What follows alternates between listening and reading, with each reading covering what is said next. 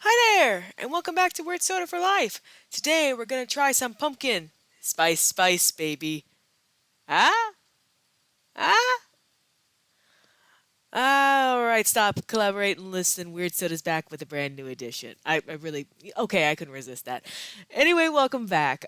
Today, as I noted, we are trying a pumpkin spice tonic from Orca Beverages and Bottling Company.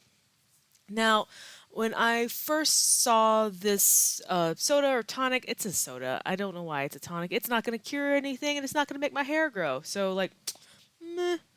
Anyway, when I first saw this and I saw the Orca bottle top, I thought to myself, oh, I've certainly done a deep dive on Orca beverages before. I've seen this before. It turns out, while I hadn't really done a deep dive on the bottling co, we really have had several of their sodas. Orca is known for uh, brewing nostalgic sodas, or sodas, if nothing else, that invoke that nostalgia feeling, that retro feeling. Stuff like Cock and Bull. We had that. I believe we had that orange one. Uh, we had that Jackson Hole. We had a strawberry rhubarb a while back, and the name on everyone's lips is gonna be Moxie. Remember the Moxie? I remember Moxie.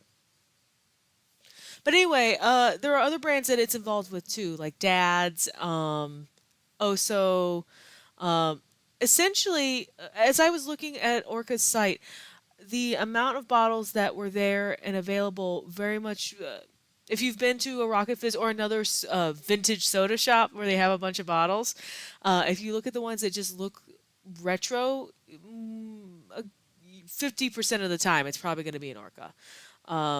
There's not a lot more to say about that. Apparently, they started in the 80s brewing their own thing, but now this is what they do. So, but because I always like to give you a little bit more than just like, well, that was the thing, I looked into pumpkin spice a little bit. And so here's something really, really cool. So when we think of pumpkin spice, we think of something that's like, at least I do, something that's pretty recent, like last 5, 10 years, all of a sudden it's taken off. Uh, Fun fact, not true. In fact, in 1796, a woman named Amelia Simmons creates a book called American Cookery. In fact, this is the first American cookbook ever made. Like, all the other ones before that had like British ingredients or British influences, but this one was like purely American with like American like grains and stuff like that. In there are two recipes that call for pumpkin spiced pie with some of the seasonings. Well, yeah, spices that we are accustomed to assuming are in pumpkin spice, like cloves and things like that. So that's utterly fascinating. Also, another thing to add on to that, American cookery is considered by the Smithsonian as one of the books that shaped America. So when you drink pumpkin spice, you're drinking history. You're welcome, everyone else. America. Anyway, so we have already that kind of listed there. And actually, by the 1930s, in 1933, this company, I want to say like Thompson and uh, I'm a little bit at a loss. But what they did is they created a 9 spice blend and called it a pumpkin spice blend. And then following right after that, McCormick's comes out in 1934 with a four spice blend.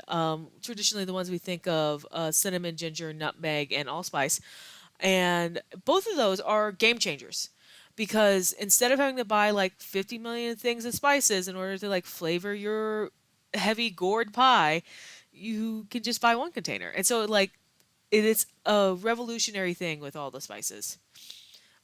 Which brings us to pumpkin spice lattes, right? I think when we think about pumpkin spice now, a lot of us who are like online or just breathing, we think a whole lot about pumpkin spice lattes. And I don't drink coffee, so I hear about them. I think they smell great, but I don't.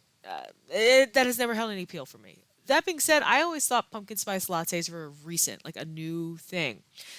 I suppose if you look at the grand scheme of history, they are new, but in fact, the pumpkin spice latte was created in 2003, which blew my mind and also made me feel ancient as hell.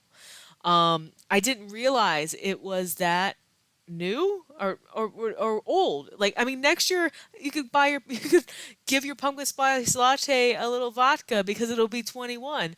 Will the coffee appreciate it? I don't know. You'll have to try it for yourself. But I found that fascinating. I just, you know, simultaneously part of the cultural zeitgeist, but also so recent in my mind as to be like, what's its staying power?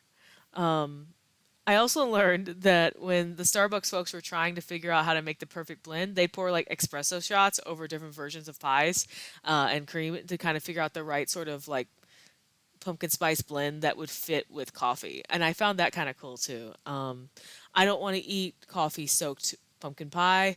Um, so kudos to them. Dedication to the craft, I guess. Which brings us now, speaking of dedication to the craft, dedication to my craft is trying this soda. But before we do, I want you to take a look at the label. Now, again, I mentioned how Orca kind of evokes this sort of traditional, vintage retro vibe, and this label very much leans into that. Like, I truly love this label. It says delicious taste, distinctive flavor, a pleasant elixir combining flavors of pumpkin spice and cream. So the word elixir too, right, evokes that sort of like old school, again, like Moxie, all those sodas that were created as cure-alls that cure nothing. It really kind of evokes that feeling that you're drinking a health drink that broke bad. um, but I could find no evidence that this just wasn't out of made out of whole cloth by Orca. So like, who knows? But maybe I'll heal in time. Anywho, so but I really love the label. It really evokes for me fall and traditional 19 maybe 18 like 70s ad, right? And I like the color scheme. It really evokes fall with its oranges and its greens and its tan. I think this is gonna be interesting if nothing else, but I just kind of wanted to highlight the bottle a little bit. And with that, enough talking, start drinking. I just want to know that was a twist top. All right.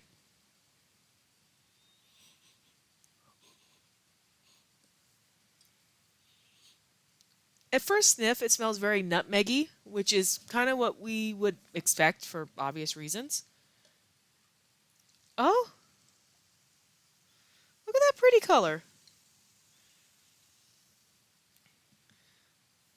I always hate the reflection on this. I wish there was like a better way to like. Is it that? Can we make that? Well, that's a little better. But for what I'm describing to you, it is somewhat orangey. It is a lighter brown than Coca-Cola, but it's still quite brown. I don't. What do I have? I was not prepared for this. You would think after 72 videos I'd be ready to go, but you would be wrong. I don't even know how to cover the light here. But anyway, because you're gonna get the reflection. But let me assure you, it's a pretty dark, light dark brown. It kind of reminds me a whole lot, kind of a pumpkin pie. The smell didn't change all that much breathing in there. There are some vanilla notes in there now I can smell, along with the kind of nutmeggy flavor. With that,